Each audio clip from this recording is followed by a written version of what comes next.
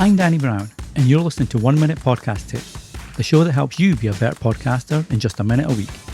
If you want more specific tips just for you and your podcast, check out the Magic Mike membership at 1minutepodcasttips.com/support. And now, this week's episode.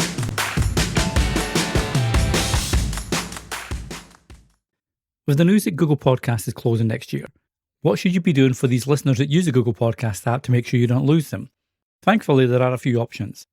Now, the first one is to move them over to YouTube Music, which is one of the goals of Google when it comes to podcasts.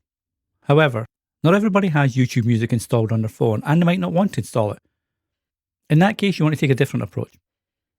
The first one is to have a podcast website.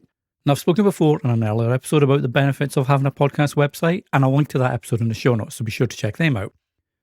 But the beauty of having a podcast website is that it doesn't matter what podcast app disappears, you will always have somewhere to direct your listeners. Most podcast hosts offer a free website with their hosting plan, so check out your host for that. If not, it's easy to set up a free website using WordPress, Wix, or other tools like that. Alternatively, another option is to try and move them to another podcast app.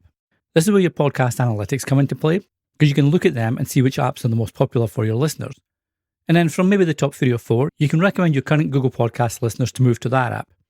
Now keep in mind, most Google Podcast app listeners will probably be on Android phones, so make sure you recommend an app that works on Android.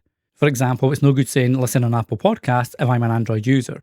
So apps like Spotify, Pocket Casts, Good Pods and more are all good options to direct them to. The main thing is to start encouraging listeners now to make the move. That way, when Google Podcast does close down, it won't come as a surprise and your listeners will still be with your show. Until the next time, happy podcasting. Thanks for listening.